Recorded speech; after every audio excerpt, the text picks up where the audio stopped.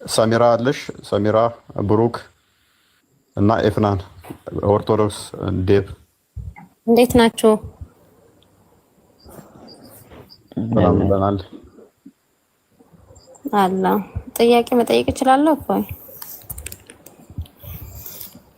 ኦኬ፣ ከቤዛ ነጋ በተያዘ ሆነ ቀጥይ።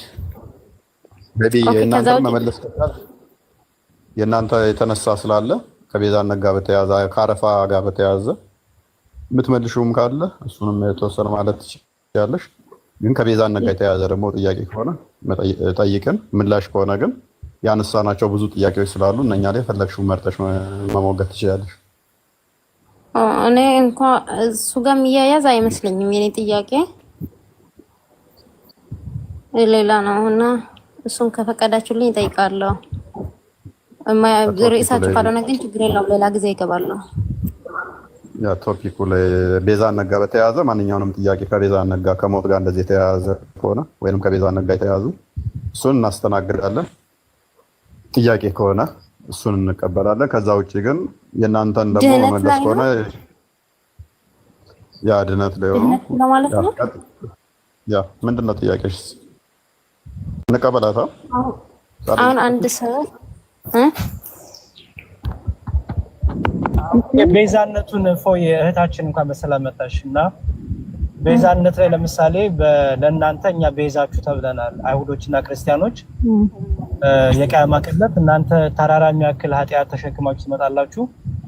እኛ ግን የእናንተ ቤዛ ሆነን አይሁዶችና ክርስቲያኖች በእኛ እናንተ ጀነት ትገባላችሁ እና የኛ ቤዛነት ለእናንተ ምን አይነት ቤዛነት ነው? እሱ የምታስረጅን በእስልምና ያለው መዝሙር የኔን የጠየቀኝ ከሆነ የእውነት እኔ እንኳን የመመለስ እንትን ችሎታ የለኝም። ብትፈቅዱልኝ ብጠይቅ ደስ ይለኛል። እውነት ከኔ በቃ በዚህ በቤዛነት ላይ ባለው ያኔ ስለ ድነት ነው አይደል ነገሩ? የኔ ድነት ጋር ይጠጋል። ለዛ ነው ጥያቄ። ቤዛነት ላይ አርጊውና ድነት ግን ከቤዛነት ጋር ያገናኙና ለምሳሌኛ ኢየሱስ ክርስቶስ ቤዛችን ነው እንላለን። ከምን አንፃር እንዳልን ስናነሳ ነበር። እዛ ላይ ጠይቅ ችግር የለም ማለት ጥያቄ ላንሳና ነው ከኢሪሳችን ጋር ፍጹም የተለየ ነው ካላችሁ ይቀራል ወይስ እንዴት ላድርገው? ማለት እኔ አሁን ቤዛነትና ድህነትን ብዙም እንትን አይራራቅብኝም። ለዛ ነው ጥያቄሽን ተጠየቅሽ ግዴታ መመለስ ስላለብን ነው። ማይገናኝ ጥያቄ ከሆነ ቶፒክ ስለሚያወጣ ነው። ሜቢ ያውልሽ ክርስቶስ ለኛ ለምን መሞት አስፈለገው ምናምን የሚሉ ጋር በተያያዘ ሞት እንዴት መጣ ከነዚህ ጋር ተያያዙ። እሱም በክርስትና በኩል ያለውን ነገር በትንሹ ማውቃለሁ ብዬ አስባለሁ። በትንሹ እስቲ የእስልምናውንስ ልነግሪኝ ትችያለሽ? እንደዛ ከሆነ ማለት ባውቅም ራሱ የማብራራት ብቃቱ የለኝም እና ስህተት ነገር ተናግሬ ደግሞ እስልምና ላይ እንትን ከሚል በደንብ የሚያስረዳ ሰው ቢገባ ደስ ይለኛል። ተረዳኸኝ? ኦኬ፣ እንደዛ ከሆነ ቶፒክ ላይ እስቲክ እናድርግ። በቃ እንደዛ ከሆነ ለክርስትና ጥያቄው ማንሳና ጥያቄው ከቶፒኩ ውጪ ይሁን አይሁን ብትነግሩን ደስ ይለኛል። ይቻላል? ያው እንደዛ ነው። ኃጢአት ድነናል ወይ በሚለው ነገር ነው። በዛ ዙሪያ ነው የኔ ጥያቄ። ከዳንስ ነው። እሺ እኔ ሁሉም ሰው ኃጢአት ይሰራል ብዬ አምናለሁና ማለት ምንም ያህል ጻድቅ ቢሆን የሰው ልጅ ኃጢአት ከመስራት በቃ ተፈጥሮችን እንትን አይልም ብዬ ነው ማምነው። ምክንያቱም ምድር ላይ ሰይጣንም ስላለ በጣም እንወሰወሳለን እና ምን ልፈልጌ ነው በክርስትና አንድ ጥሩ የሚሰራ ሰው በኢየሱስን የሚያመልክ ሰው በጣም ጥሩ መልካም ነገርን የሚሰራ አምላክ የሚወደውን ነገር የሚሰራ ሰው ተሳስቶ የሆነ ነገር ቢሳሳት ለምሳሌ ወይ ቢሰርቅ የሰው ልጅ ነን እና መሳሳታችን አይቀርም። ቢሰርቅ ወይ ደግሞ ሰው ቢገል ድንገትም ሊሆን ይችላል ፈልጎም ሊሆን ይችላል። ብቻ የሆነ መጥፎ ነገር ከአስርቱ ትእዛዛት መካከል አንዱን ኃጢአት ቢሰራ ይሄ ሰውዬ በአንዱ ስህተት ምክንያት ያ ሁሉ መልካም ስራው ሚዛን ላይ ሳይቀመጥለት ይቅርታ ሳይጠይቅ ከሞተ አሁን ለምሳሌ ዛሬ ዘርቶ ይቅርታ የማግኘት ሰዓት ሳያገኝ ወዲያው ከሞተ ግን ብዙ መልካም ስራ ሰርቷልና ያ ነገር ሚዛን ላይ ሳይቀመጥለት ፈጣሪ ለዚህ መልካም ስራው ለዚህ መጥፎ ስራው ቀጥቶ ለመልካም ስራው ይመነደዋል ወይስ አይ በዚህ ትንሽ ስራ ብቻ እድሜ ልኩን የሰራው ነገር ገደል ከቶ ገሃነም ይከተዋል? ይሄንን ነው ማወቅ የምፈልገው። ከርዕሳችሁ ጋር የማይገናኝ ከሆነ ሌላ ጊዜ ገብቼ እጠይቃለሁ። ችግር የለውም። አመሰግናለሁ። ይሄው ነው ጥያቄ። ችግር የለውም። እናመሰግናለን። እሺ ማማዬ ወይስ መዝሙረ ያሬድ ማናችሁ ትሄዱበታላችሁ? እኔ ቅድም ስላወራው ሌሎቻችሁ ሄዱበት፣ ግን ይሄንን ኮንሰፕት እሷ ደግሞ በእስልምናው እንደዚህ አይነት ሲናሪዮ ቢፈጠር ምን እንደሚገጥም ብትነግረን ደግሞ እርግጠኛ ነኝ ታውቃለች። ምክንያቱም በደንብ ነው ያብራራችሁ ይሄንን እና እርግጠኛ ነኝ ታውቃለች ያስባለሁ። እና በእስልምናው እንደዚህ አይነት ኬዝ ቢፈጠር ምንድነው ውሳኔው የሚለውንም ሆፕሊ ትነግሪናለሽ ብዬ አስባለሁ። የኛን ግን ወይ ማማዬ ወይ አንዳችሁ ይሉና ከዛ ወይ ሀሳብ ካኝ ጨምራለሁ። ፎር ጌስ እሺ ማማዬ ቀጥይሽ። ሰላማችሁ ይብዛ። እንዴት አመሻችሁላችሁም? ሰላም ብያለሁ። ከታችም ከላይም ያላችሁ ያው የጠየቀችው ጥያቄ ለምሳሌ አንድ ክርስቲያን በምግባር እየኖረ ክርስቶስን እያመለከ ነገር ግን በሆነ ባላወቀው ነገር ሳያውቅ የሆነ ኃጢአት ቢሰራ ማማዬ ሳያውቅ ላይሆን ይችላል ውዴ፣ እያወቀም ነው። ኦኬ እሺ ሶ ያ ሰው የሆነ ውድቀት ውስጥ ቢገኝ ኃጢአት ቢሰራ ጌታ ሊፈርድበት ይችላል ወይ?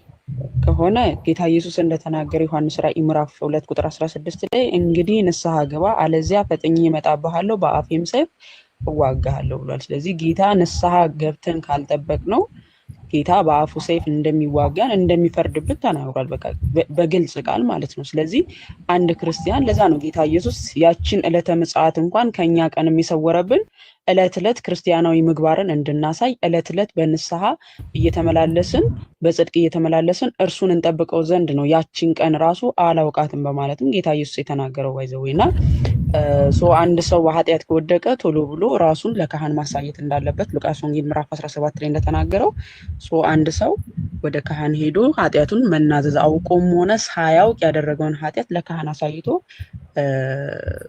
ኃጢአቱን ለካህን ተናግሮ ከጌታ ይቅርታውን መለመን ወይም ደግሞ ምህረትን ማግኘት አለበት። አለበለዚያ ግን ጌታ እንደተናገረው በአፌ ሰይፍ እዋጋሃለሁ ዮሐንስ ራዕይ ምዕራፍ 22 ቁጥር 11 ጀምሮ ሲናገር አመፀኛው ያምፅ ርኩሱም ይርከስ ቅዱሱም ይቀደስ እነሆ ቶሎ እመጣለሁ ለእያንዳንዱም እንደ ስራው መጠን ከፍል ዘንድ ዋጋዬ ከኔ ጋር አለ ብሏል። ስለዚህ የምትሰሩትን ስራ ቶሎ ብላችሁ ንስሐ ግቡበት። ሳታውቁም ሆነ አውቃችሁ በምትሰሩት ስራ ቶሎ ንስሐ ግቡ፣ አለበለዚያ ግን መጥቼ ፈርድባችኋለሁ ብሎ ጌታ አስጠንቅቆናል። ስለዚህ ጌታ ኢየሱስ ክርስቶስ ስላስጠነቀቀን እኛም ደግሞ ክርስቲያናዊ ግዴታችንን እንወጣለን ማለት ነው። ክርስቲያናዊ ግዴታችን ምንድነው? በጽድቅ መመላለስ፣ መትጋት፣ መፍጨርጨር፣ መልካም ነገሮችን ማድረግ።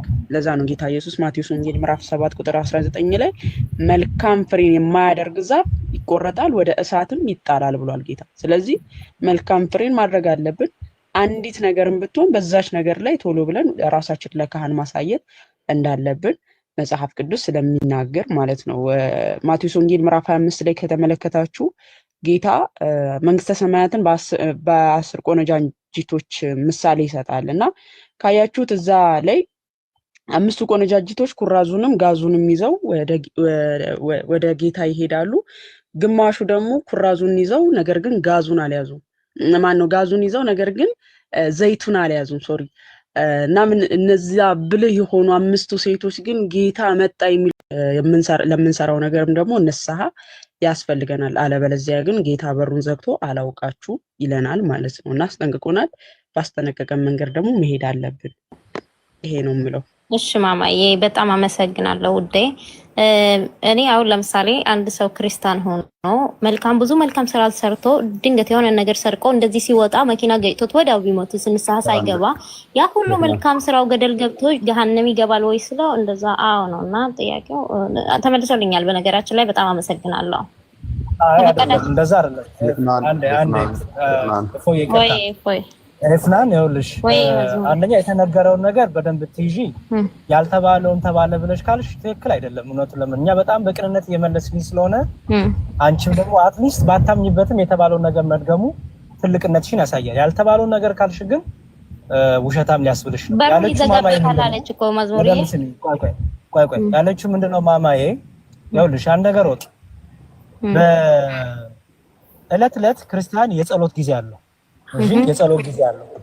ለምሳሌ አባታችን የሚለው ጸሎት ማንም ክርስቲያን ይጸልዋል። ጊዜ የለኝም ጊዜ አለኝ የሚለውም ሁሉም ይጸልዋል። ለምን እንደሚጸልየው መሰለሽ? አንድ ሰው ለምሳሌ ጥሩ ሰርቶ አልሽ የሆነ መኪና አደጋ ቢያጋጥመው ምንድነው ውሳኔው? እሱ ለእግዚአብሔር እንሰጣለን። ከኔና ካንቺ የሚጠበቀው በኤክሴፕሽናል ጉዳይ ሃይማኖት አይሰራም። ኦኬ ለምሳሌ አሁን መስማትና ማየት ማንበብ የተሳነው ሰው ምንድነው ይድናል ወይስ አይድንም ብልሽ አይ ፍርዱ የፈጣሪ ነው የምትያረው the same thing ኤክሴፕሽናል ነገሮች ላይ ትምህርት አይሰራም። ኤክሴፕሽናል ነገሮችን ለእግዚአብሔር እንሰጣለን። ያ ሰው ምን ነበረ በህይወቱ የት ዋለ ምን አረገ በልቡ ምን አይነት ጸጸት ይሰማው ነበረ የምናውቀው ነገር የለም። ልብና ኩላሊትን የሚመረምረው አምላክ እግዚአብሔር ነው። በውስጥ ክርስትና ስትሆኚ በጥምቀት ከምታገኙ ጸጋ ውስጥ አንደኛው መንፈስ ቅዱስ ነው። መንፈስ ቅዱስ ትልቁ ነገር በውስጥሽ እኛ የእግዚአብሔር ማደሪያዎች ነን፣ የመንፈስ ቅዱስ ማደሪያዎች ነን። መንፈስ ቅዱስ ትልቁ ነገር ምንድነው የሚያደርገው? አንድ ሰው ኃጢአት ሲሰራ ይወቅሰዋል። ኦኬ በደል ሲሰራ ይወቅሰዋል። ቶሎ ብሎ ንስሐ እንዲገባ ህሊናውን ይወቅሰዋል። ኦኬ ምክንያቱም ሰው ንስሐ መጀመሪያ ለራብ እግዚአብሔርን በድያለሁ ብሎ ከእግዚአብሔር ጋር ይነጋገራል። በኋላ ደግሞ ከንስሐ አባቱ ጋር ይነጋገራል። ስለዚህ መንፈስ ቅዱስ በውስጣችን እስካለ ድረስ እስካልካድነው ድረስ እለት እለት ኃጢአት ስንሰራ ይወቅሰናል። እንድንጸልይ፣ እንድንበረከክ፣ እንድናለቅስ፣ ይቅርታ እንድንጠይቅ ካልካድነው በስተቀር አልፈልግም መንፈስ ቅዱስን ሰድበን ካላረቅነው በስተቀር ይህን የመጸጸት ህይወት በሁላችንም ክርስቲያኖች ውስጥ አለ። ስለዚህ ይሄ በኤክሴፕሽናል ኬዞች የት ይገባል ብትይ ፍርዱን ለእግዚአብሔር እንሰጣለን። ከኛ ግን የሚጠበቀው ምንድነው? እድሜና ጊዜ ያለን ሰዎች ከኛ ምን ይጠበቃል? ጊዜ የተሰጠን ሰዎች ከኛ ምን ይጠበቃል? ምንድነው ከኛ የሚጠበቀው ምግባር? ንስሐ መቼ ነው መግባት ያለብን? ጸሎታችን ላይ እለት እለት የንስሐ ጸሎት አለ እለት እለት የምናቀርበውና እነዚህ ሁሉ ከእግዚአብሔር ዘንድ ምህረትን ይቅርታ የምንጠይቅባቸው ሚንሶች ናቸው ማለት ነው። ኤፍናና ማማይም ያለችሽ ያንን ነው። ንስሐ ይገባል ያለች በጣም ጥሩ ነው። ልቡን አደንድኖ ግን ትዕቢተኛ ሆኖ አንዴ ልጨርስልሽ። ልቡን አደንድኖ ትዕቢተኛ ሆኖ ንስሐ አልገባም ያለ ሰው ካለ አዎ ይቀጣል። በትዕቢተኝነት የእግዚአብሔር መንግስት ስለማትወረስ እግዚአብሔር ይስጥልኝ። እሺ አመሰግናለሁ። መዝሙሬ ከአንዴ ፎይ አንዴ ልናገር ይቅርታ ጋር መዝሙር በተናገረው የተረዳው አሁን እኮ ጀነራል አድርጊውና ኃጢአት የሚሰሩ ወይንም ደግሞ የሆነ የሚደርብ ድምፅ አለ የኔ ነው። ኦኬ አሁን እሺ ኖርማል ነው። አሁን አንቺ ምን አደረግሽው መሰለሽ? ይሰርቅ የሚዘሙት ወንጀል የሚሰሩ ቢሞቱ የት ነው የሚገቡት አለች አይደለም ብለሽ ጠየቅሽ ወይ? ከዛ ወዲያ መለሽውና አንቺ ቅጽበታዊ ያደረግሽው ሰው የሆነ ምን አደረግሽው? አንቺን ኤክሰፕሽናል ነገር ላይ ዶክትሪን መመስረት ፈለግሽ። ለምሳሌ አንድ ሰው መንገድ ላይ እየሄደ ስለት ይዞ ያኛው ሊሰርቅ ሄደ። እንደዚህ ለማለት ሊሰርቅ ሄደ።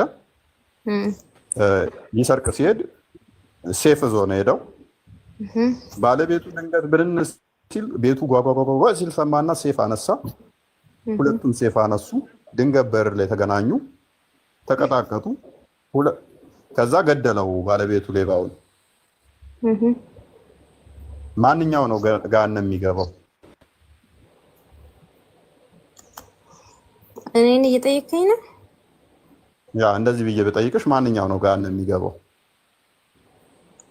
እኔን ባጠይቀኝ ደስ ይለኛል እኮ ኤክሰፕሽናሎች አሁን ይሄ ኤክሰፕሽናል ሳይሆን ሊትራል ጥያቄ ነው። ጥያቄው ግን እንዴት መሰለ? ጥያቄው እኮ አይገናኝልኝም። አንተ ካልገው ጋር አይገናኝም። ታዲያ አንቺ ያልሽው ሊሰርቅ ሄዶ ሰርቆ ሲመለስ እኔ ጥያቄው መሰለ አንድ ሰው በጣም መልካም ስራን እየሰራ በድንገት የሆነ ስህተት ሰርቶ ንስሐ ሳይገባ ቢሞት በዛች ጥንት እኮ ሞተ እኮ ይሄ ንስሐ ስላልገባ ብቻ ንስሐ ስላልገባ ብቻ በዛች ትንጥዬ መጥፎ ስራው ብቻ ገሃነም ሊወረወር ነው ወይ ለዘላለም ህይወት ነው ወይስ ፈጣሪ ሞቷል እኮ ይሄም ሊሰርቅ ሄደ። አንቺ ባመጣሽው ሎጂክ ነው የሚመስለው። ሊሰርቅ ሄደ አይደለም የሆነ ስህተት ምንም አዳምጪ። የንስሐ ህይወት እንዳለው ተነግረውሻል። ፍርድ ደግሞ ኤክሰፕሽናል ነገሮች ላይ ለእግዚአብሔር እንደምንተው ነግረንሻል። ነገር ግን ሊሰርቅ ሄደ። እኔ እያልኩሽ ያለሁት አንቺ ያልሹን አመጣውልሽ። ሊሰርቅ ሄደ እና ሴፍ ይዞ ነበረ። ባለቤቱም ደግሞ የንብረቱ ጌታ ሴፍ ይዟል። ሁለቱ ተደባደቡ። ሌባው ተገደለ።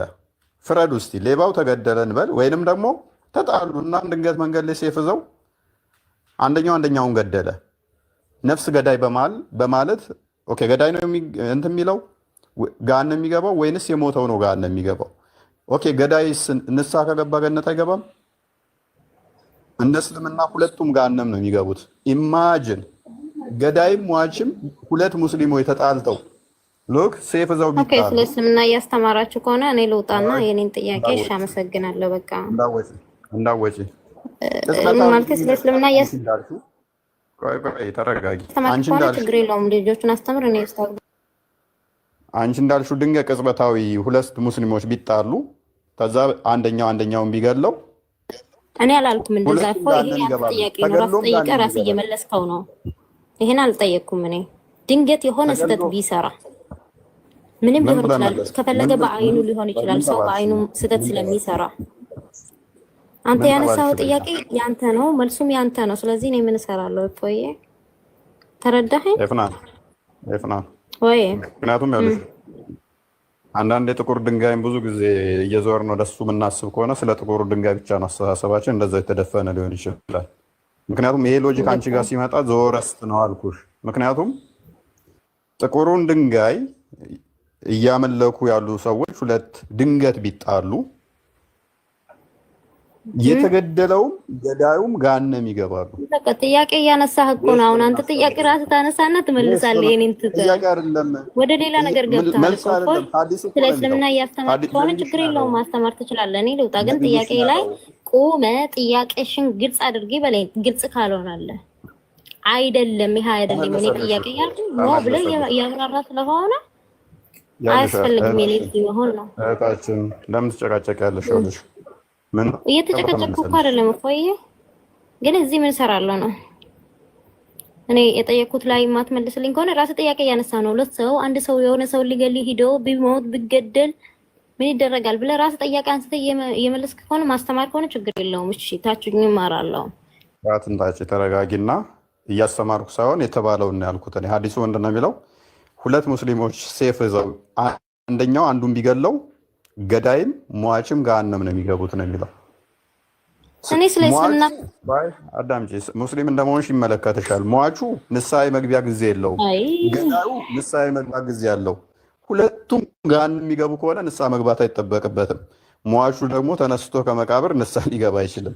እንደኛ ግን ምን ተባልሽ? ቆይ አዳምጪ፣ እንደኛ ምን ተባልሽ? ንስሐ እንዲገባ አንድ ሰው ኃጢአት እንዳይሰራ መጽሐፍ ቅዱስ የመንፈስ ፍሬና የስጋ ፍሬ ብሎ ገላትያ ምዕራፍ 5 ላይ ከቁጥር 19 ጀምሮ አስቀምጦታል። ሌብነት፣ ስካር፣ ዝሙት እንደዚህ ወዘተ አንቺ የምትያቸውን ነገሮች በሙሉ የስጋ ፍሬ ናቸው። እነኚህን የሚሰሩ እግዚአብሔር መንግስት አይወርሱም። ግን ኤክሰፕሽን እንደዚህ አሁን አንድ አድርጎ እንደዚህ ቢፈጠርስ ፍርዱን ለእግዚአብሔር ነው የምንተወው። ባህሪው ከሆነስ ለምሳሌ እንደ ነብይሽ ዘማዊ ቢሆንስ፣ ዘራፊ ቢሆንስ፣ ገዳይ ቢሆንስ ገሃነም ይገባል። ቆይ ተረጋጊ። እንደ ሳቦቹ እንደ ነብይሽ አይነት ከሆኑ ገሃነም ይገባሉ። ለምን? አንደኛ በክርስቶስ ባለማመናቸው። ችግር የለውም። እኔ እኮ ብያለሁ ስለ ሐዲስ እና ስለ ነብዩ ማስተማር ከፈለክ ታቸው ርጃ አዳምጣለሁ። ታቸው ርጅና አዳምጪ። ለምሳሌ እንደ ነብይሽ የሚዘርፉ ከሆነ የጦር ዘረፋዎች ምዕራፍ ሱራ 8 ሱረቱ አንፋል ላይ ቁጥር 1 ላይ እንደሚናገረው ከጦር ዘረፋዎች ገንዘብ ይጠይቀዋል። የጦር ዘረፋ ገንዘብ ያላህና የመልእክተኛው ነው። እንደ ነብይሽ የሚሰርቅ ከሆነ ልምዱ ከሆነ ገሃነም ይገባል። ክርስቲያንም ሆኖ ዘራፊ ከሆነ እንደዚህ ገሃነም ይገባል። ስለ ዝርፊያ ስላነሳሽ ስለ ሌብነት ስላነሳሽ ነው። የሚሰርቅ ከሆነ እንደዚህ የሚያደርግ ከሆነ ገሃነም ይገባል። በቃ አትስረቅ ተብሏል። አይ እንደው አንድ ቅጽበታዊ አንዲት እንትን እለት ክርስቶስን መምሰል አለብን። አዎ መምሰል አለብን። ነገር ግን እንወድቃለን፣ ኃጢአት እንሰራለን። አዎ ለዚህ ነው ዮሐንስ በመልእክቱ ኃጢአት የለብንም ብንል ሐሰተኛ ነን የሚለው ለዚህ ነው። ኃጢአት እናደርጋለን። ኃጢአት ከሰራን ደግሞ ንስሐ መግባት አለብን። ንስሐ ስንገባ ክርስቶስ ይቅር ይለን ዘንድ እሱ የታመነ ነው። አይ ኃጢአት አልሰራም፣ ንስሐ አልገባም፣ አልዘርፍም፣ አልሰርቅም፣ አልዋሽም ማለት አንችልም። ኃጢአት እንሰራለን ይለናል መጽሐፍ ቅዱስ። ኃጢአት አንሰራም ማለት ውሸታም ነን። ኃጢአት እንደምንሰራ ይታወቃል። ነገር ግን ኃጢአታችን እንዲያነጻን ንስሐ ሁሌ እንገባለን። እንደ ኦርቶዶክስ ደግሞ ንስሐ አባት ያስፈልገንም ለዚህ ነው። ስናውቅ በድፍረት ሳናውቅ በስህተት የሰራነውን እያልን የምንናገረው ለዚህ ነው። አንዳንዴ ያውቀ የምንሰራው ስህተት አለ፣ አንዳንዴ ደግሞ ሳናውቅ የሰራናቸውም አለ። ለዚህ ነው ንስሐ የምንገባው ማለት ነው። እና ሜቢ ዋሌኩም ሰላም ሰላም ነሽ? እንዴት ነው? አንድ ሰው ክርስቲያን ነኝ እኔ በራሴ ክርስቲያን ሆናለሁ ታዲያ ምንድን ነው የሚያስፈልገው? አንድ ሰው ክርስቲያን መሆን እፈልጋለሁ ቢል በራሱ ምንድን ነው የሚያስፈልገው? አይዋ አንድ ሰው ክርስቲያን ሆናለሁ ካለና በራሱ ምንድን ነው የሚያስፈልገው? ክርስቶስን ማመን። ከዛ በክርስቶስ አመንሽ ደግሞ በእርሱ አምነሽ መጠመቅ፣ ስርዓትን መፈጸም። ሜቢ አግኝተሽኛል ነው ይብራራልሽ። ያኔ የሚያስፈልገው ነገር ያኔ አንድ ሰው ክርስቲያን ነኝ ለማለት ምን ያስፈልገዋል? ለምሳሌ ሀረብ ሀገር ስንኖር ምን ያስፈልገናል? ኦኬ እሺ። ብሩክ የምትለዋለህ? ብሩክ፣ ቢኒ፣ ዴቭ፣ ማማይና መዝሙር ያልደረሳችሁ የምትሉት ካለ አጠር ባለ ሁኔታ አይ ቲንክ ከእንትን አንጻር ነው ከእስልምና ወጥተው እሱን ታሳቢ ያደርጋችሁ እሱ ትመልሱላቸው። ከእስልምና ወጥተው ጥምቀት ምናምን ያላገኙ ምናምን ይመስለኛል ጥያቄዋ።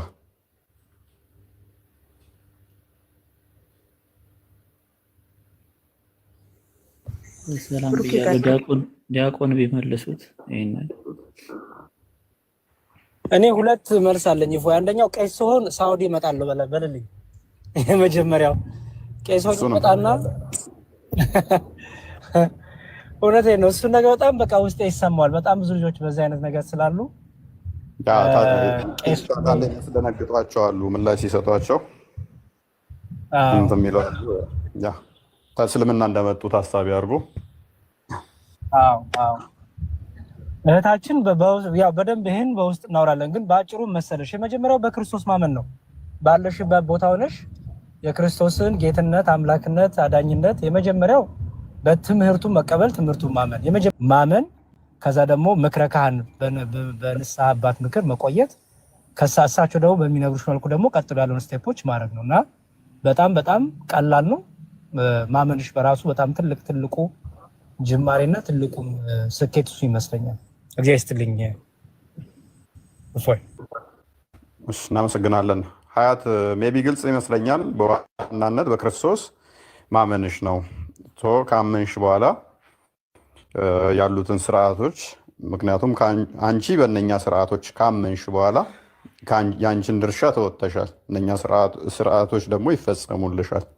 ማመን አለብሽ በእነኛ ስርዓቶች። ከዛ መጠመቅ፣ ስጋው ደግሞ መቀበል፣ እነኚህን አንቺ አምነሽ ነገር ግን እድሉን ካላገኘሽ አንቺ የምትጠየቅባቸው እንዳልሆነ ዲስክ ላይም ያስቀምጠዋል። የኛ ምዕራፍ 24 ላይ ቁጥር 73 አካባቢ ከአንቺ በላይ ከሆነ ማለት ነው። አንቺ ግን የሚጠበቅብሽ ማድረግ ምችው ምንድን ነው? ትምህርት እየተማርኩ ነው። ያኔ ትምህርት እየተማርኩ ቅዱስ እየተማርኩ ነው። ግን በደንብ ተማሪ፣ በደንብ ወቂ። ከዛ በኋላ በደንብ ካመንሽ በኋላ ካወቅሽ በኋላ የእኛ አምላክ አይ ቲንክ አትሊስት ሚስጥረ ስላሴን በደንብ ማወቅ። እኛ አምላካችን አንድም ሶስትም ስንል አንድ አምላክ በሶስት አካል የተገለጠ ነው፣ ምን ብለን ነው የምናመልከው የሚለውን እሱም በደንብ ማወቅ። ከዛ ደግሞ ቀጣይ ሚስጥረ ስጋዌን ማወቅ። ክርስቶስ በስጋ የተገለጠ አምላክ ነው። ሚስጥረ ጥምቀትን በደንብ ማወቅ። ከዛ በኋላ ሚስጥረ ቁርባን፣ ከዛ ሚስጥረ ትንሣኤ ሙታን፣ ሞተን አንቀርም የሚለውን እነኝን አምስቱን አማደ ሚስጥራትን በደንብ ከተማርሽ በደንብ ካወቅሽ በኋላ ስርዓቶቹን ትፈጽሚያለሽ ማለት ነው። እስከዛ ድረስ በደንብ ትማሪያለሽ። ከዛ ስርዓቶቹን ስትፈጽሚ ከኛ ጋር አንድ አካል እንሆናለን። አሁን በክርስትናው አምነሽ ስርዓቶቹን ካልፈጸምሽ ንዑስ ክርስቲያን ትባያለሽ። ስርዓቶቹን ፈጽመሽ ከአንቺ በላይ ከአንቺ አቅም በላይ ከሆነ ያንን ማድረግ ማችይበት ከሆነ ንዑስ ክርስቲያን ተብለሽ ትጠሪያለሽ። እስከምትፈጽሚ ስትፈጽሚ አንድ አካል እንሆናለን። ቢ ግልጽ ነው እህታችን? እንትን ፎዬ እህታችን በቃ ትምህርቱ ላይ አተኩሪ። እኔ አድቫይስ በጣም እንዳንቺ አንቺ ኮንሽ ማለት ነው። ሌሎችም ብዙ ስላሉ በተለይ ሳውዲ ሀገር ኖሬ አውቃለሁ። 2 ዓመት ኖሬ ያለው ወደ አሜሪካ ከመምጣት በፊት እና አይኖ ችግሩን በጣም እንረዳሻለን። ምንድነው የምናደርግ የነበረው እዛ እያለን በቃ እንዲማር የመጀመሪያው መማር ነው። የመጀመሪያው ማመን ነው፣ መማር ነው። በቃ እሱ ላይ ፎከስ አድርጊ። አሁን ሌላው ነገር አትጨነቂ። ሌላው ነገር ምንም ብዙም አያስጨንቅሽ። ተማሪ፣ አጥኒ፣ ትምህርትሽ ላይ ህይወት መቀበሉ ላይ ወደ ብርሃን መምጣቱ ላይ በደንብ ስሪ። ከዛ በኋላ ለእግዚአብሔር ታየው። እግዚአብሔር ሰዓትን ቦታን ያመቻቻል፣ ነገሮችን ያመቻቻል። ከአንቺ የሚጠበቀው ግን አሁን መማር ነው። እሱ ላይ ብቻ ተኩሪ። ሌላውን በውስጥ አውሪንና ብቻ ያለው ነገር እነግርሻለሁ። አሉ የሚመቻቹ ነገሮች ይኖራሉ። አንቺ ብቻ ስላልሆንሽ ማለት ነው። ከሳውዲ በቃ እንደሱ እናደርጋለን። 3 ወሬ ነው እኔ እየተማርኩ ነው። 3 ወሬ ነው እና ዝንገት የሞትኩ እንደሆነ አረብ ሀገር ስለሆንኩኝ ወደ አላህ ነው ወደ እግዚአብሔር ነው ወደ አሁን በአርፍ ነው አይደለ? በሞት ነው ጭንቀትሽ። እሱን ለእግዚአብሔር ትተዋለሽ። ከአንቺ የሚጠበቀው ግን አሁን ላይ በእግዚአብሔር መኝ ወደ ብርሃኑ ነይ። ከዛ በኋላ ያ የተማመንሽበት ያ አመንሽው አምላክ ሁሌም ከአንቺ ጋራ ህይወትን ሊሰጥሽ ሊታመንልሽ የታመነ አምላክ ስለሆነ አሁን እሱን ብቻ ማመኑ ላይ ፎከስ አድርጊ። ሌላውን በውስጥ አውሪንና በውስጥ አውሪኛ ፎሎ አድርጌሻለሁ። ሌላው ነግርሻለሁ እንዴት ማድረግ እንዳለብሽ። ያ በደንብ ይሄንኛው ብዙ እንትን የሚልሽ አይደለምና አዩቲ ዋና በክርስቶስ ማመን። ለዛ ነው ያልኩሽ እነኚህን ስርዓቶችን በደንብ ማመን ይኖርብሻል። መማር አለብሽ፣ ማመን አለብሽ።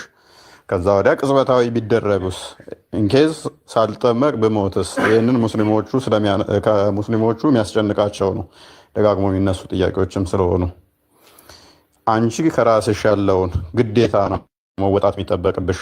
የራስሽ ግዴታ ይህንን ተወጥተሻል፣ ይህንን አምነሻል።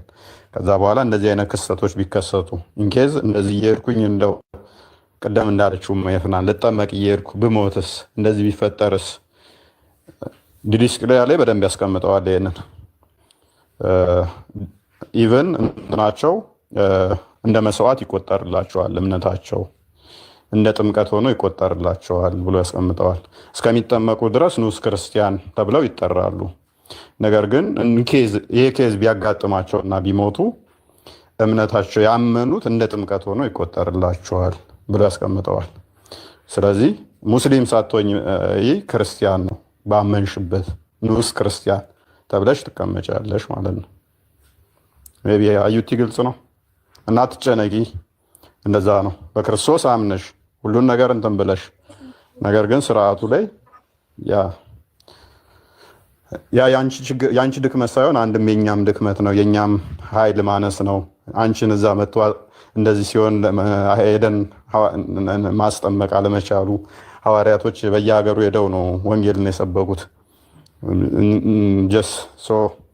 ያንን ማድረግ አለመቻላችን ቅድም መዝሙር ያለ ኃላፊነቱን ወስጄ እየመጣሁ አጠምቃለሁ ብሏል ካህን ሲሆን፣ ያኔ እስከዛ ድረስ ያላችሁትን ደግሞ እናጽናናለን። እንደዚህ ማለት ነው ካህናቶቹ እየሄዱ ማለት ነው። ሌላ ጥያቄ አለሽ? ሌላ ጥያቄ የለኝም። ተምሬያለሁ ሁሉንም። እሺ በርቺ። ስለማይሽ ብዙ ጊዜ ጠርጥሬሽ ነበረ። የሆነ ሰዓት ላይ ትገቢ ነበር እኔ ጋ፣ ከዛ ጠፋሽ።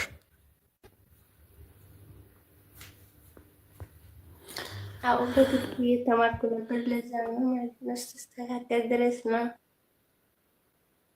እሺ በርቺ። ኦኬ ይብቃን። እናንተ ሰዎች ነው ጥያቄ ትቀበላላችሁ?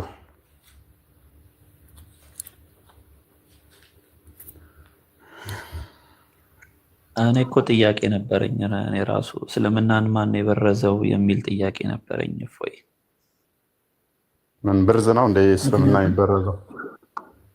ከ8 በላይ ሰሃባና መሐመድን ጨምሮ ያው በቶፒኩ ዙሪያ ለመስዋዕት የቀረበው ይስሐቅ ነው ብለው ነው የሚያምኑት። እና አሁን ላይ ሙስሊሞች ከየት አምጥተው ነው እስማኤል የሚል እምነት የያዙት? የሆነ ሰው እስልምናን ቀይሮታል የሆነ ሰዓት ላይ። ምክንያቱም ሲያየው ታሪኩ ከብሉይ ኪዳን ከሐዲስ ኪዳን ጋር ስለሚስማማ፣ እስልምና ደግሞ ብሉይ ኪዳንና ሐዲስ ኪዳንን በመቃወም ስለሆነ የተመሰረተው አይሄድም ከእስልምና አስተምሮ ጋር ይሄ ትምህርት።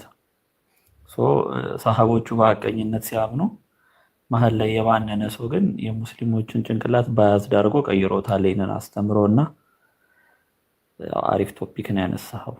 ማን የቀየረው እስልምናን የሚል ጥያቄ ነበረኝ። ማን ነው ወደ ክርስትና የመጣው? ቁርአንን ሲጽፍ የነበረው ሰውዬ ይሆናል። ሙሐመድ እኔ ከጻፍኩለት ውጭ ምንም አያውቅም ብሎ ወደ ክርስትና የመጣው። ኤኒዌይስ አንተ 8 ነው ብለህ አሳነስካቸው እኮ። ወደ 32 ናቸው እኮ። ወደ 32 የሚሆኑት ናቸው ይስሐቅ የሚሉት። የጠበሪ ተፍሲር ላይ አላህ ራሱ ይስሐቅ ነው ይላል እኮ። እና እንዴት ነው ነገሩ? አልገባኝም። አክቹሊ እኔ ይስሐቅም ሆነ ኢስማኤል ዞሮ ዞሮ ያው ግጭትም ይሁንና ኢስማኤልም ነው ብንል ደግሞ ቅድም ባየነው እሱንም አላነሳ ነው እንጂ ቢመልሱልኝ ደስ ይለኝ ነበር። ኢስማኤል ሲል እግዚአብሔር ያህዌ ሰማኝ ማለቷ ነው። አጋር አላህ ሰማኝ ሳይሆን ያህዌ ሰማኝ፣ እግዚአብሔር ሰምቶሻል እና ልጁ አሚን ስሙን እስማኤል ትይዋለሽ። ዘፍጥረት ምዕራፍ 16 ቁጥር 11 ላይ እንደሚለው የሰማት ያህዌ ነው፣ ኤሎሄ ነው የሰማት እንጂ አላህ አይደለም። እስማኤል ቢሉም እስማኤል ምንድን ነው ትርጉሙ? ከየት አመጡት? ማለት ለምን የእኛን አምላክ ስም የተሸከመ እነሱ ጋር ምን ይሰራል? ምን ሊሰራ ገባ የሚለውም እሱም ሌላ እንትን ስለሆነ እና ለዛሬ ቢበቃን ምን ይመስላችኋል? ሰሚራ አለሽ? ሰላም ብያለሁ። ሁላችሁንም እንዴት ናችሁ? እግዚአብሔር ይመስገን። እየበረታሽ ነው? እያነበብሽ ነው? አዎ እያነበብኩኝ ነው። መዝሙር ያሬድ በውስጥ አስቀምጬላችሁ ነበርና መልእክት አልመለሳችሁልኝም ማለት ነው። አልመለስኩልሽም እንደ ሰሚራ ጥያቄ ጠይቀሽኝ መልስልሽ ነበር አይደል? ስለ መንፈስ ቅዱስ እሱ ነው። አዎ መዝሙረ ዳዊት ምዕራፍ 21 ከቁጥር 5 ጀምሮ እስከ 6 አልመለስክልኝም፣ ግን ችግር የለውም። መምህር ኦርቶዶክስ መልስ አላት። አመሰግናለሁ መምህር አገናኝተውኝ። አዎ ተመለሰልሽ? እየተማርኩኝ ነው እንግዲህ። እሺ የመዝሙረ ዳዊቱን መልስ አገኘሽ? የመዝሙረ ዳዊቱን አላገኘሁኝም። በቃ አሁን መልስልሻለሁ፣ ችግር የለውም። የዮሐንስ ወንጌልን መልስ አግኝተሻል አይደል? እሱን አግኝቻለሁ።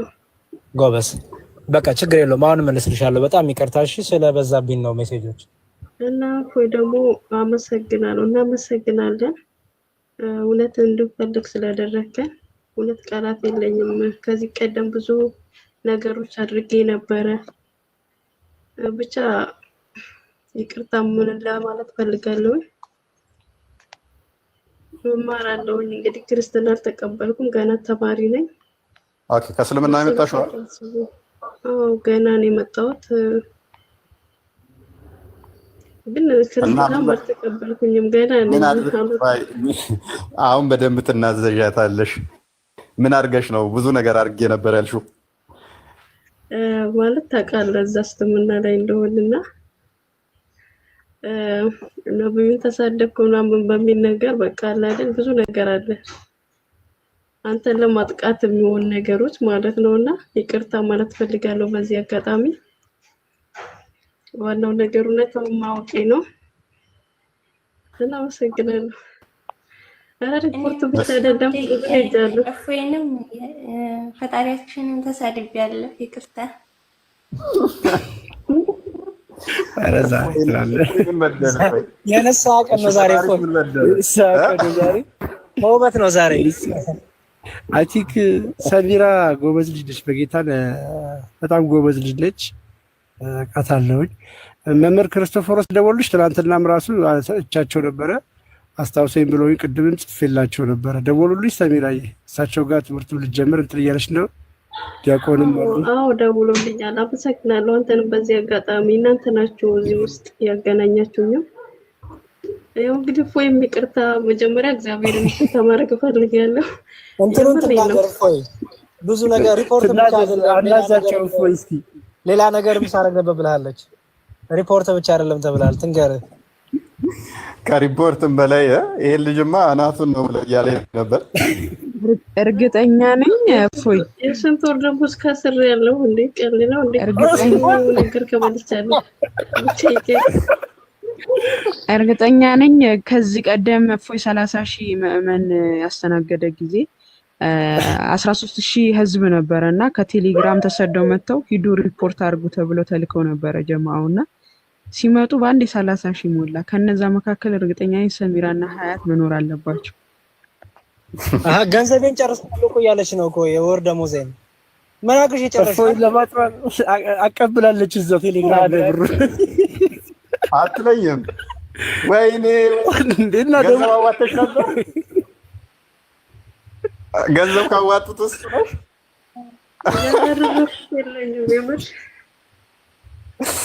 ወይ? አንደኛ እኔ ስለ እስልምና እንደዚህ ብዙ አላውቅም፣ አትፍረዱብኝ። ብዙ በቤተሰብ የመጣ ነገር ነው አብዛኞቻችን የምንከተለው እንጂ አውቀን አይደለም። እና እንደዛ ምናምን ስትል በቃ ተጥላቸው የመጣ ነው ነበር የመሰለኝ ማለት ነው። እና ማሜንም በጣም ነበር መጣላት በዚህ አጋጣሚ። በቃ ዋናው ነገር ይቅርታ፣ በቃ ይቅርታ አድርጉልኝ። አረ ችግር የለውም። እንደውም ደስ ይላል እንጂ ደስ ብሎናል። እንደውም እኔ አንቺ አሁን እንትን ነው ሪሲት ይዤ ሂሳብ አወራርዳለሁ ከከፎይና ከማማዬ ጋር ሂሳብ አወራርድ ነበር። አንቺም ነው ዝም ብዬማ አለቃቸውም ያወጣሁትን ወጪ መልሱ ነበር የምላቸው። ግን እፎይን ብቻ የምንመጣው ክርስቲያኖችን በሙሉ ነው ኮበስ አንቺ እፎይን ግን በደንብ ማጣይም እፎይ ብዙ ማጣይም አለ ሀያት እኔ ክርስቲያኖችን በሙሉ ነው የምጠራው ነበር። ከ3 ወር ወዲህ ነው መጽሐፍ ቅዱስ ያነበብኩት። መንፈሱ ነው አክቹአሊ ክርስትናን መጥላት ሳይ ሙስሊም 2167 ላይ እንደሚናገረው እንዲሁም ደግሞ ቁርአንም ላይ 3:28 5:51 98:6 ላይ በተመሳሳይ ክርስትናን እንድትጠሉ የሚያዝ ክፍል ስላለው ከዛ አንፃር ነው ያ መንፈሱ ሳታውቁት በልጅነታችሁ ጀምራችሁ የምትማሩት አይምሯችሁን እየበረዘ ይሄድና ልክ ካንሰር ነው ሲጀምረው ነው ትንሽ ቦታ የሚጀምረው ቶሎ ትሪት ካልተደረገ ያ ፓርት ወይን ተቆርጦ ካልተወገደ እያደገ ይሄዳል። ሳታውቁት ባህሪያችሁ ይሆናል። ከዛ በኋላ በዛ መልኩ ስለማያሳድጓችሁ ነው። እና እኔ ብዙም እንትን አይደለም። ብዙዎች አሁን ይመጣሉ በጣም እኮ ነበር መጣላ ምናምን ነገር እና ውሸት ብቻ የምታወራ ይመስለኝ ነበረ እና ተናግሯቸው የሚመጡትና እኔ ጋር መጥተው የሚያዩት አንድ አይደለም። ውጭው ላይ በጣም ፖለቲካ ይሰራሉ፣ በጣም ይችላሉ ፖለቲካ መስራት። በጣም የሚወዱት ቤት አሁን የኔም ቤት ነው። እውነት ለመናገር የኔም ቤት ይወዱታል። በኮንፊደንስ መናገራችሁ ምክንያቱም በነፃነት ያወሩበት ብቻ አይደለም እፎይ መውደድ ብቻ አይደለም፣ በጣም ፍሪ ሰዓትም ሰጥታቸው ሀሳባቸውንም ትሰማቸዋለህ። በነገራችን ላይ እነሱ በሚነግሯቸው መጠን አይደለም መተው ሲያዩክ የተነገራቸው ነገርና የአንተ አቀባበል ትክክል ሆኖ አያገኙትም። ማለት ለምሳሌ እኔ ቤት እኮ በነገራችን ላይ እንትን በጣም ነፈጋቸዋለሁ፣ እንደውም ሲሪየስ ሆነባቸዋለሁ ምናምን። አንተ ጊዜ ትሰጣቸዋለህ እንደውም ሲያወሩ ምናምን። አይ እኔ ካልተጨማለቁ ወይም የሆነ ማይሆን ነገር ውስጥ ከገቡ ውይይት ከሆነ እነሱን ሀሳብ መስማት አለብን ብዬ አምናለሁኝ። ውይይት ከሆነ ያመጣል እሱም ሀሳቡን፣ ከዛ ደግሞ የማመጣለው፣ ከዛ ሪፊዩት ማድረግ ካለብንም ሀሳቡን ሰምተን ነው ብዬ ስለማምን ነፃነታቸውን ሰጣለሁ። እና ለዛ ትናንትና ራሱ አላያችሁም? የገባው ልጅ ምንድነው ቀጥል ስለው እኔ የገባሁት ልሰድብህ ነው ፈልጌ የገባሁት ይህንን እድል ዛሬ ገና ነው ያገኘሁት አለ። ለምን ልሰድብህ?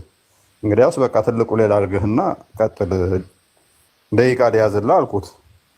ስንት ደቂቃ ትሰጠኛለህ አለኝ። 3 ደቂቃ እሰጥሃለሁ አልኩት። አይበቃኝም፣ በ3 ደቂቃማ ተሳድቤ አይወጣልኝም ማለት። እንግዲያውስ የሚባክን ካለ አይቼ ጨምርላለሁ። ኖ ደቂቃ ጨምርልኝ፣ ካልጨመርክልኝ በ3 ደቂቃ ተሳድቤ አልጨርስም ማለት። አልጨምርልህም፣ 3 ደቂቃውን አይቼ አሪፍ አዳዲስ ስድቦች ካሉ ጨምርልሃለሁ፣ ካልሆነ ግን በዚሁ ጨርስ አልኩት። አይ 1 ደቂቃ እሺ ጨምርልኝ በእናትህ አለኝ። ሁኔታውን አይቼ ጨምርልሃለሁ ቀጥል አልኩት። አይ በቃ ተውኩት። እንደውም ሀሳቤን አነሳሁኝ፣ አሳዘንከኝ አለና እስከ መጨረሻ ቁጭ ብሎ እያዳመጠ ነበር እየተባለ።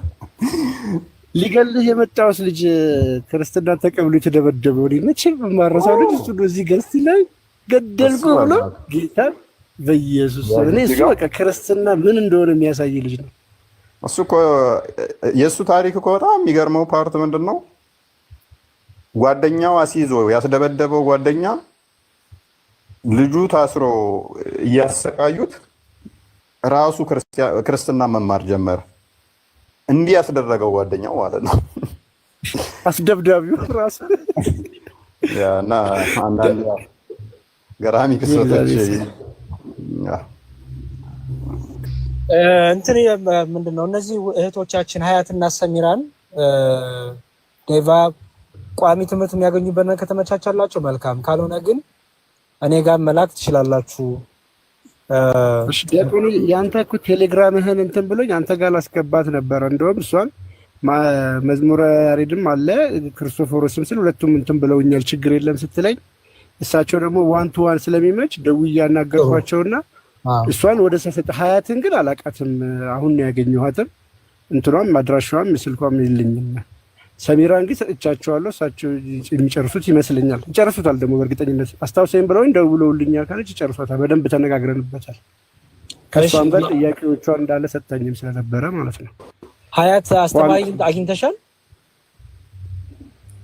እኔ 3 ወር ነው ስማር፣ ግን እኔ ያስተምሩኛል፣ ግን ክርስቲያኖች ላይ እየገባሁ እየተማርኩ ነው ማለት ነው እንጂ እንደዚህ በግልሽ የምትማሪ አይደለም አይደል? አይ በግሌ እየተማርኩ አይደለም፣ ግን ያኔ እፎይንም አልጠየቅኩኝ። እፎይ እያስተማረ እያለ ወደ ክርስቲያኖች ጋር ሄድኩኝ እና መልካም። እንዴት ነው የቱ ነው የሚመችሽ አሁን ያለው? በዚህ ተመችቶሻል? ትቀጥላለሽ እና መምህር መድብ ይሄን ከቲክቶክ በተሻለ በውስጥ የሚያስተምሩ መምህር እንመድብልሻለን። በውስጥ እንትን በይንና ቴክስት አድርጊልን። በውስጥ አውሩን በቃ ያደርግላችኋለሁ። እንዲሁም አንድ ላይ ብታስተምሩን ጥሩ ነበር። ቲክቶክ ላይ ብታስተምሩን አንድ ላይ መሆን ፈልጋችሁ ነው? ከፈለጋችሁ ችግር የለም። አንድነት በቃ ለዛ እንደውም አሪፍ ይሆናል። ግሩፕ ላይ እንደዚህ የወጡትን አንድነት ማድረግ ይቻላል። 1 to 1 የተሰጡትም ብዙ መምህራኖቹ ጋር እያማረሩ ነው። መምህራኖቹ አንዳንድ ቀን አስተማሯቸው፣ ከዛ ወደ ዞር ብለው ማላያቸው እና በአካር ዛሬ ራሱ 2 ልጆች ተመልሰዋል። ወይም ለሌላ ስጠን ወይንም ማስተምረን ብለው ማለት ነው። አንዳንድ ቀን ብቻ አውርተዋቸው ከዛ ወደ ዞር ብለው ማላያቸው ከሰጠውን ያሁን ወደ ወር የሆናቸው ልጆች ማለት ነው። እና እንደዛ ከሆነ ሁለቱን ዲያቆን ጋር እናስገባቸውና ሁለቱን አንድ ላይ ያስተምሯቸው። በቃ ለፍላጎቱ እንደዛ ካላቸው ዲያቆን እዛኛው ላይ እነሱ ችግር ስለሌለው ሁለቱን ያዟቸው። ችግር የለውም። እሺ ያው በቃ ቴሌግራም አስቀምጡልኝ። ሀያትም ሰሚራ ያው ኃላፊነት ወስጃለሁ። የእንትና የሰሚራ አለኝ የሀያት ሌለኝ የሰሚራን እሰጥሃለሁ ወይ አዳረጋታለሁ እሰጥሃለሁ። ያንተንም ዲያቆን ፐርሰናል ምደውልልን አስቀምጥልኝ እንዳወራ። እሺ እሺ በቃ ሀያትና ሰሚራ በቃ እግዚአብሔር ይፍቀድ ከኔ ጋር እንቀጥላለን። እሺ በውስጥ እግዚአብሔር ይርዳችሁ። በቃ ራሳችሁን ግን ጠብቁ ከፈተና አደራ አደራ። በቃ እንኳን እግዚአብሔር ረዳችሁ ብቻ እግዚአብሔር ደግሞ ፍጻሜውን ያሳምን። አመሰግናለሁ። እኔ ጥያቄ የሆነብኝ ድንገት ያኔ አረብ ሀገር እየኖርኩ የሆነ ችግር የተፈጠረ እንዲሆን ወዴት ነው የምሄደው? ያኔ ነፍስ እየሞትኩ እንዲሆን እላችሁ ነበር። መልሳችሁልኛል። አመሰግናለሁ። ባብሬያችሁ እቀጥላለሁ። እሺ እሺ። ዋናው በህይወት እያለሽ አስቢ። ሞትሽ ሬሳሽ ሲፈልጉ ይቅበሩት፣ ሲፈልጉ ያቃጥሉት። በህይወት እያለሽ ክርስቶስን ማግኘት ነው። በእርሱ የሚያምን የዘላለም ህይወት እንዲኖረው እንጂ እንዳይጠፋ እግዚአብሔር አንድያ ልጁን እስኪሰጥ ድረስ ዓለሙን እንዲወዷል ይላል። ሰው ይሄ ጤናችሁ በጣም ይገባኛል። ብዙ ጊዜ ከዛ ወገና በተለይም ሳውዲ የሚኖሩ የሚያነሱት እህቶቻችን ስለሆነ በጣም እረዳዋለሁኝ እና ምንም አታስቢ። ቅድም እንዳልኩሽ ነው ከእናንተ አቅም በላይ የሆነውን ክርስቶስ ሊተወን የማይችል የታመነ አምላክ ነውና አንቺ የሚጠበቅብሽ 5ቱን ዶግማችንን ማመን፣ ከዛ በኋላ ደግሞ ስርዓቶቹን መፈጸም የምችውን መፈጸም። ይህንን ምንም የሚያስፈራ የሚያስደነግጥ የለም። አንዳንድ የሚያስደነግጡ እንትኖች አሉ፣ ዝም ብለው እንደመጣላቸው የሚናገሩና እንደዚያ ባክ ያደረጉብን 2 ልጆች አሉ። አሁን እንደዚህ ናችሁ ምናምን ብለዋቸው ደንግጠው አትሊስት እስከዛ እስከመመጣ ድረስ እዛኛው ጋር ብቆይ ይሻላል ብለው እንትን ያሉ አሉ። እዚህ ሆኜ ብሞት እንዴ ከእስልምናው ወጥቼ ክርስትናው ደግሞ አይቀበለኝ ከሆነ እንደዚህ የምችልበት ቦታ ላይ ሲሆን ክርስትናን ብማር ይሻላል ብለው ባክ ያደረጉብናል። መጽሐፈ ዲድስቅልያ ላይ ግን ምዕራፍ 24 ላይ ከቁጥር 73 አይ ቲንክ 74 እንደዚህ አካባቢ ላይ በግልጽ ያስቀምጠዋል። ንዑስ ክርስቲያን ይባላሉ ብለው ያስቀምጠዋል። ምክንያቱም ከአቅማቸው በላይ ከሆነ የነሱን ተወጥተው ከዛ በኋላስ ያንን ስርዓት የሚፈጽምላቸው ባለመኖሩ ይህንን እንትን የሚል ከሆነ ማለት ነው። እንዲሁም ምን ላይ ነው ብቻ ረሳት እንደዚህ አሉ እና አትጨናነቂ ማለት ነው። ፎይ ሳራ እኮ በተግባርም አሁን የእሷ ጥያቄ ነበረ ሳራ እና በጣም ለሁላችሁም እናመሰግናለን። እፎይንም እድሜና ጤና ይስጥልን ባንተ ተባልና እና ሌሎቻችሁም በሙሉ ክርስቲያኖችም ሙስሊሞችም እንወዳችኋለን። እሺ አሁን ባለሳሽ ሳራ ላይ የተደረገው ምናልባት ለነሱም ስለሚጠቅም ብዬ ነው። ሳራ አሁን ክርስቲያን ሆናለች። ኦልሬዲ ተምራ ልክ እንደጨረሰች የእሱ አይነት ጥያቄ ነበረ። ንስሐ ነው የገባችው። ንስሐ አባት ተሰጣት። አውስትራሊያ ያሉ አባት አሉ። በቪዲዮ ወጣ ነው ለንስሐ ገባች። በቪዲዮ ወጣ እያንዳንዷን ነገር በቃ ንስሐ ገባች። ግን ያለችበት ሀገር መጠመቅ ስለማትችል ቤተክርስቲያን ስለሌለ አረብ ሀገር ስለሆነ ስትመጣ ልትጠመቅ ወይ ደግሞ የሚመቻት አጋጣሚ ላይ እንደዛ ልታረግ እንትን ብላለች። እሷም ደግሞ በጣም ጎበዝ ስለሆነች ለጉዳዩም በጣም ትኩረት ስለሰጠችው እግዚአብሔር ከረዳት እንደውም ያለችው አሁን ለዚህ ጉዳይ ብቻ ስትል ልትመጣም እንደሆነ አሰሪዎቿ ከፈቀዱላት እያመቻቸች እንደሆነ አሁን በቀደም ለታም ደውላ አውርታኛለች። እና ንስሐ መግባት ስለምትሽ ብዙም በዚህ ጉዳይ ላይ አታስቢ፣ በተግባርም ጭምር ስለሚቻል ማለት ነው። ንስሐ አባት ይዘጋጅልሻል። ያው ዲያቆን አሉ። በእርግጥ እኔ ይሄንን እንትን ማለት አልችልም። እንደዛ ስለሚደረግ የአውስትራሊያ ሄዳለሁ ብለዋል እኮ። የአውስትራሊያውም እኔ ሳውዲ ቢሄድ ብለዋል እኮ። ሄጄ እንትን ማለት እሱ እኮ በጣም ትልቅ ነገር ነው እኮ። የሚገርምህ አንዴ ስብስብ አድርገን መጨረስ ይቻል ነበረ እኮ። በብቻ እስቲ ቆይ በውስጥ ያውሩኝና የንስሐ አባቱን ጉዳይ እናመቻችላችኋለን። ምንም ችግር የለውም። ያ እንደዚህ አይነት ሀሳቦች ካሉ ችግር የለም ለማለት ነው።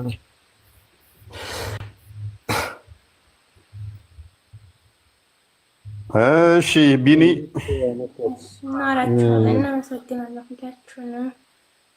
እንዴት አመሻችሁ? ወይ ዛሬ ብሩኬ እንኳን ደህና መጣ። ቆየው ካየው ሰሚራ ሀያት ቃል የእህታችንም ሰላም ብያለሁ። ሀያትና ሰሚራ መቼም ነግሯቸዋል ብዬ አስባለሁ እና እንትን አጠር አድርገው ልንገራችሁ። አንድ ሰው በልቡ ክርስቶስን አምኖ ከተቀበለ ከዛ በላይ ያለው ነገር ደግሞ ከአቅሙ በላይ ከሆነ